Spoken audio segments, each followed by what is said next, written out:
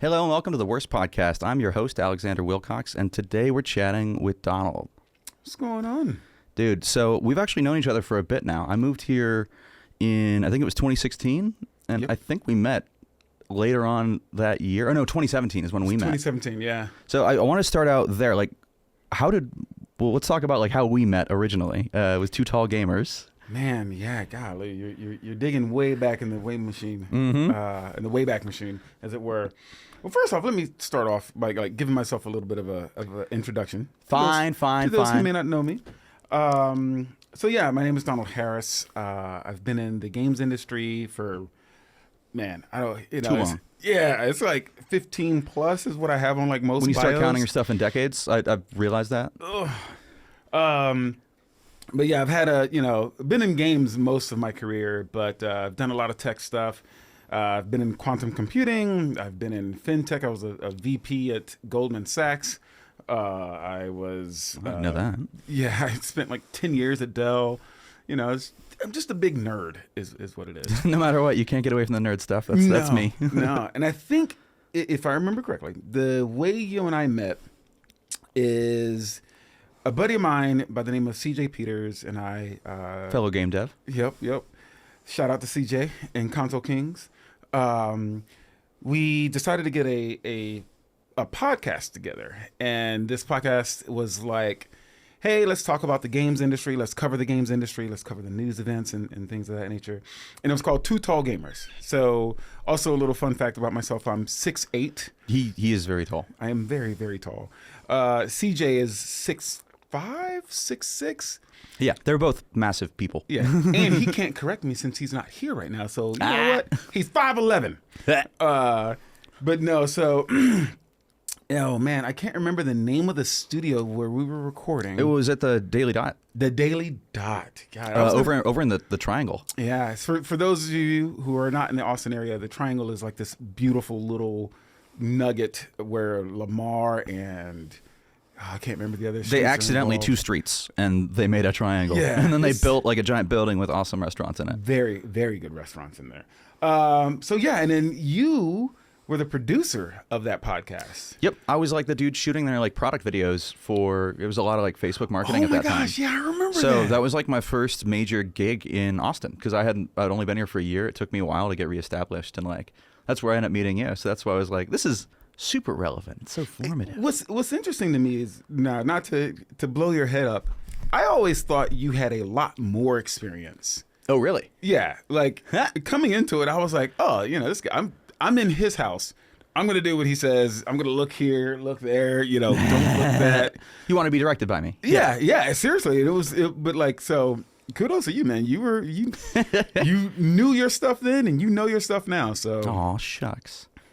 Okay. Now I'm in your house again. Oh, I know, right? Yeah, no, and I get to build my own house this time. Like, it's pretty neat. Like, thanks again, Mr. Wursta and everybody else.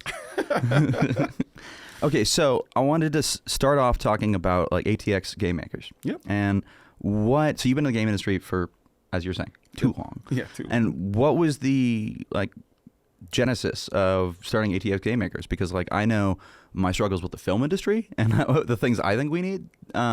So what were you sort of thinking about? So for me, it's I'm sure this story has been told multiple times, but for me, there came a point in my life where I was like, man, I really love video games, but I just didn't know how to even begin to get into that world. I didn't have any context in it.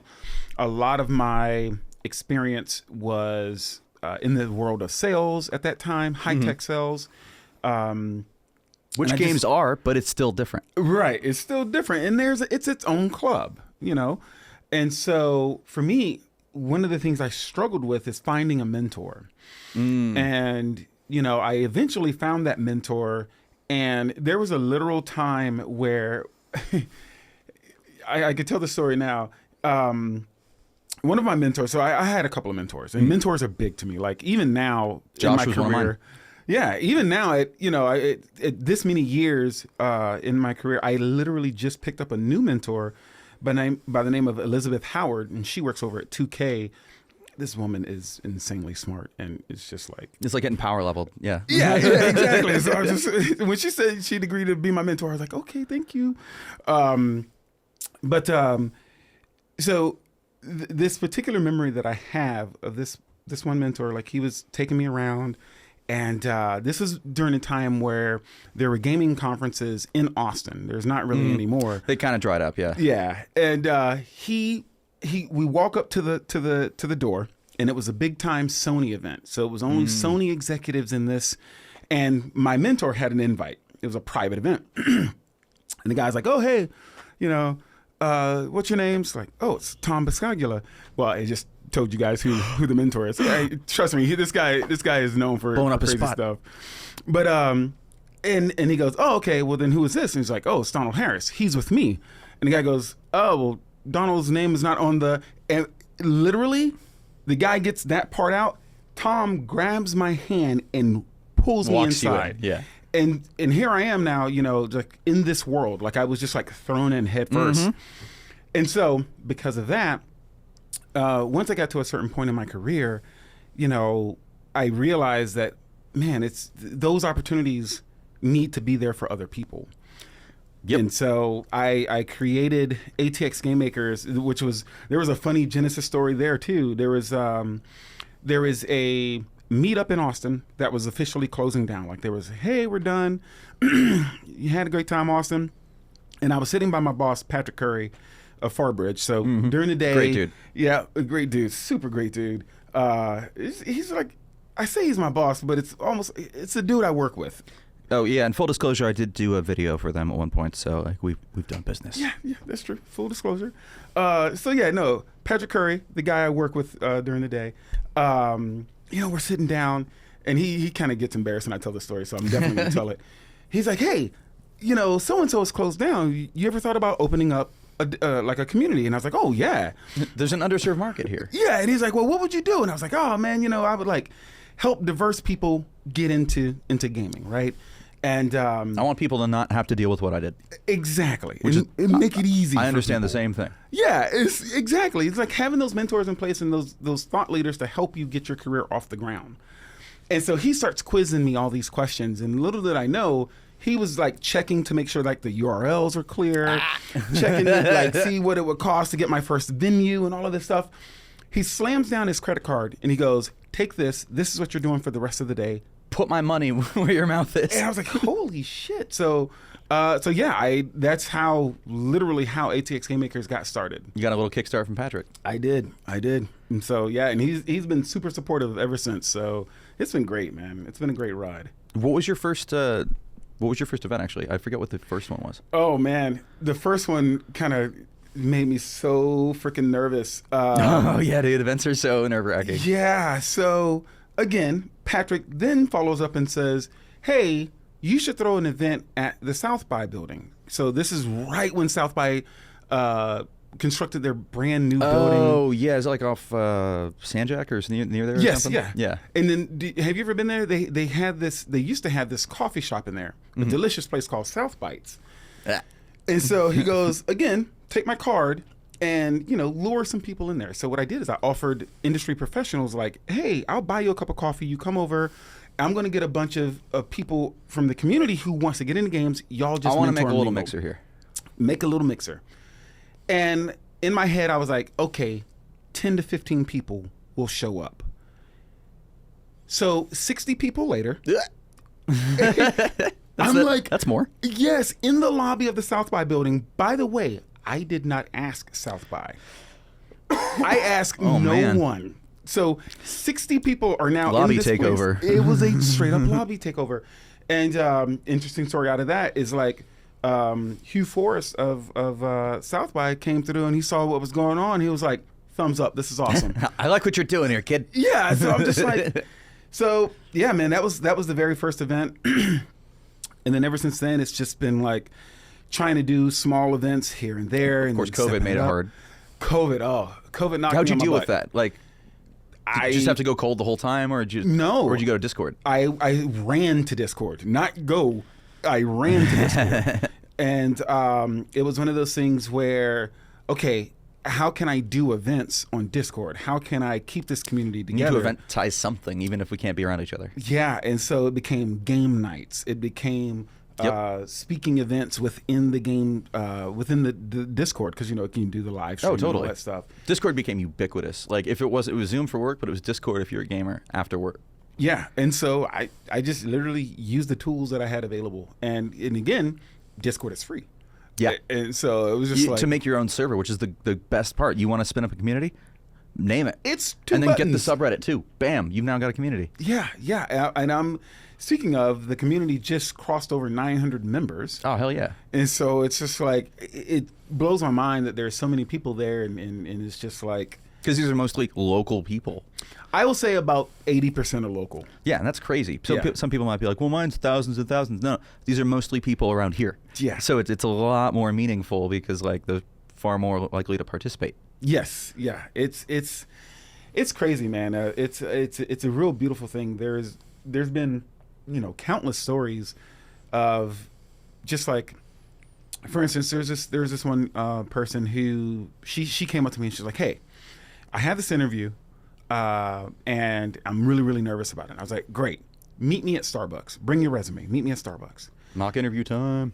And not only is it mock interview time, I completely surprised her. Like when she came into the Starbucks and sat down beside me, I was like, hi, my name is Donald Harris. Thank you for joining me today. Like, that's awesome. You didn't tell her either, right? Nope. Oh, that's such a great idea. And I caught her cold, and she tried to get on it. She's trying to like start playing jazz. Like she needs to get on the vibe. So I ran through that interview process with her a bunch of times, and then set her up with someone else in the community who's been there a long time helping me out, Teresa Puddens.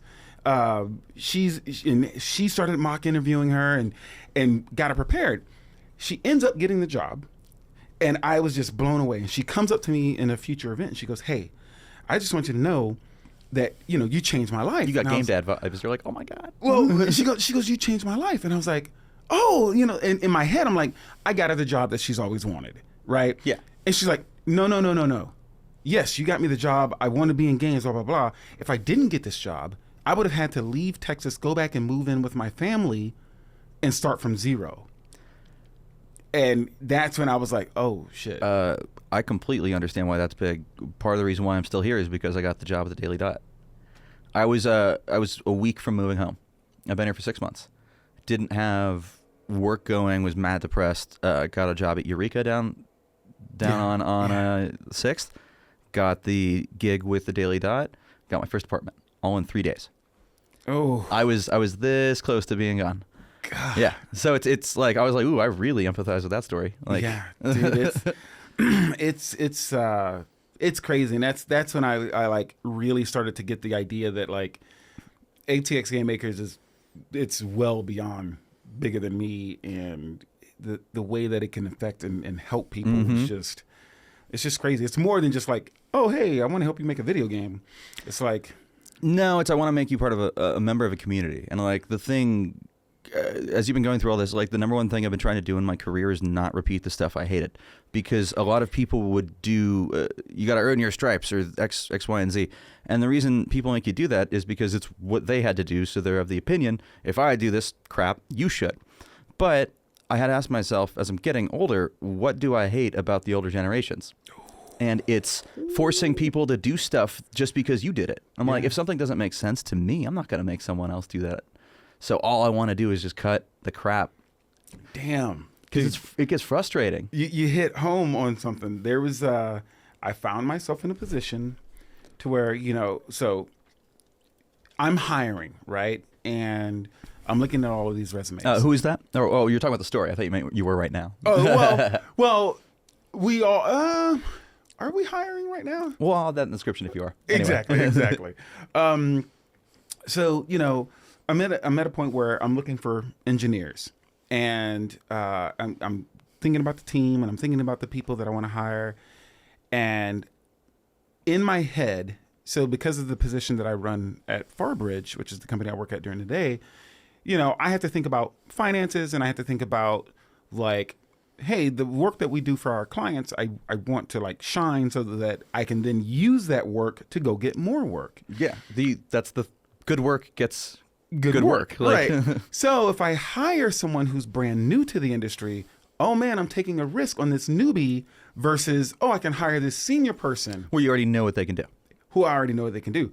But this senior person with 10 billion years of experience, not even the money thing.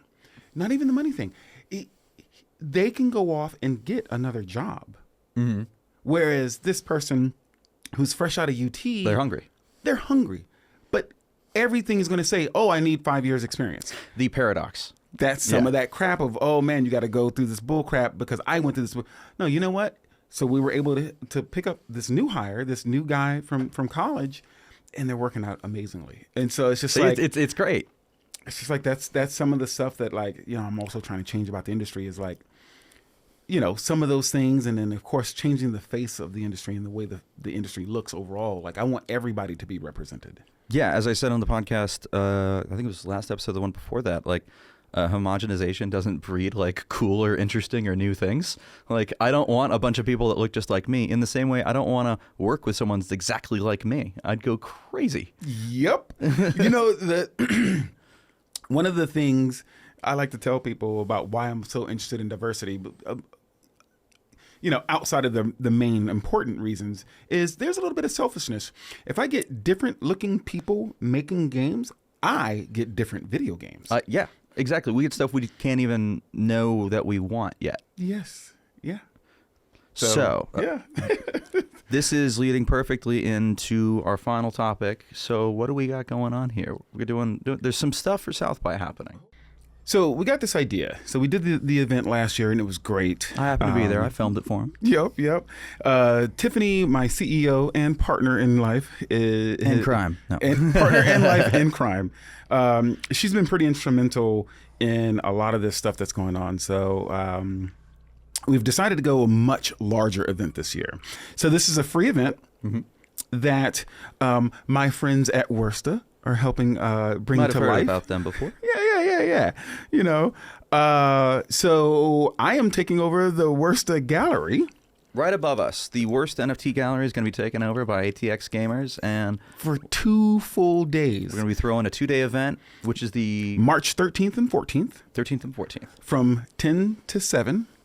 So it's going to be an all-day event, and it's going to be a social lounge. And there's a couple of big things happening in this social lounge. One, which we just announced, is we're having a big contingent from a little company called Activision Blizzard. I've heard of them. Yeah, maybe. They make a couple games those here young and there. bucks. Yeah. So we have 4 or 5 of those folks coming out that are actual recruiters and hiring managers. Oh, awesome. And hold on, there's more. But wait. They are starting a studio in Austin. So, right. So not only are they hiring, but they're hiring for your home. They're not trying to take you to California or the Right. coasts. You can stay here. It's cool. Right. And it's going to be a huge event. And some of the ideas that have been brought to the table by Tiffany is like some very special ones. And I definitely want to touch base on some of these. So as you know, our community over at ATX Game Makers is well over 900 people. So they're all invited to this event. Well and over 900. Yeah, over 9,000 is the yep. But, you know, it's open to the public. Mm-hmm. It's a free event. You don't need a badge. It's an unofficial South by event. We're going to have free snacks, free drinks, and so all these amazing things. And we're going to have an arcade featuring local game developers, right? Because what is a gaming event without games? Exactly. But here is the catch. Here's the big catch. So Tiffany comes up with this idea. She's like, hey, you know, I've always wanted a coffee table book. And I was like, oh, yeah. Coffee table book, huh? It's like, okay, well, you know, what are you thinking? And so she was like, what if we have the members create pages for themselves that tells you, oh, this is why I like game development. This is where you can find my resume. This is where you can find my portfolio, right? And we put it together all in this book. And then when I invite hiring managers also to this event, right? Because remember, the key point to come into this event is getting a job. That's right, boys and girls. We don't want to just give you fun. We want to get you hired. Exactly. And so, you know, what if I were to give them this book and they could no longer say, oh, hey, I can't find a way to hire diversely. I don't know what these people look like or their names. Well, or here what they you do. go. Boom. Here's the book. Look at this amazing book of all of these candidates. Yeah. So she's been working tirelessly over the last month and a half or so, just like she's been a cobbling this huge thing. driving force. Yeah, very, very huge driving force. And so super, super thankful for her. And so yeah, it's, we got a lot coming, a lot more coming. And not only that, we've got tons of speakers. So we're having a whole host of speakers that are going to be talking about ways to get into the industry. Or they're going to be talking about addressing diversity and ways to help you overcome things, to help you get into this industry. And then, of course, all of these folks that we're inviting are also hiring. And then on top of all that, I'm also going up and hitting up recruiters and saying, hey, I'm going to have this event where there's a lot of people. Would you like a crop of great candidates? Yeah. Maybe you should come meet some. Exactly. And so there's going to be free food. There's going to be free drinks. We got our friends from Red Bull, Liquid Death, and a local favorite, Clean Cause. Oh, that's right. I actually love Clean. Yerba mate teas are great. So, I have a history with that guy. Oh, really? Yeah. So the CEO of Clean, long story short, I sold him my old snow cone stand. And that started Former hustle. Yeah, got to hustle, man. That started a string of entrepreneurial businesses for him, and then he ended up getting into Clean Cause. But it all started with one humble snow cone. Yeah, when I called him up and I asked him to sponsor the event, he's like, heck yeah, man, I got you. Just tell me where to back the truck up to. And I was like, oh, Lord. It's like, got all this yerba tea going down. So yeah, it's going to be fantastic. If there's an Eventbrite link. Yeah, you can check the link below, down below. In the doobly-doo. Someone's a Hank and John Green fan. Yep. And you have to register for the event. So, yeah, you have to register. Yeah. There is a cap. We're not going to tell you what it is, but please register. It's free. Yep, absolutely free. The only thing you have to pay for is your unemployment. Hopefully we can remove your unemployment. Awesome, dude. I'm so stoked we're getting to do this. I went and filmed your event last year, and a month or two ago, they were like, can you see if anyone wants to do an event with us? We'd like to co-brand something. And I was like, oh, well, I might have one dude. Yeah. And so it ended up working out. I'm that guy. If you want to learn more about ATX Game Makers, I got the logo on my shirt here, the video. You can go to atxgamemakers.com. And there you will not only find links to our Discord, but our event calendar, which is a calendar of all Austin gaming related events. And some our blog and some other stuff too. So awesome. Well, thank you so much again, Donald. And if you guys would like to learn anything more about this event or about Wursta or Wurst Collabs, you can check us out at wurst.co. That's WRST.co, or at wursta.com. That's WRSTA or WURSTA.com. Let's not spell Wursta. Yeah. Thanks a lot, and we'll see you next time. Peace. Clear.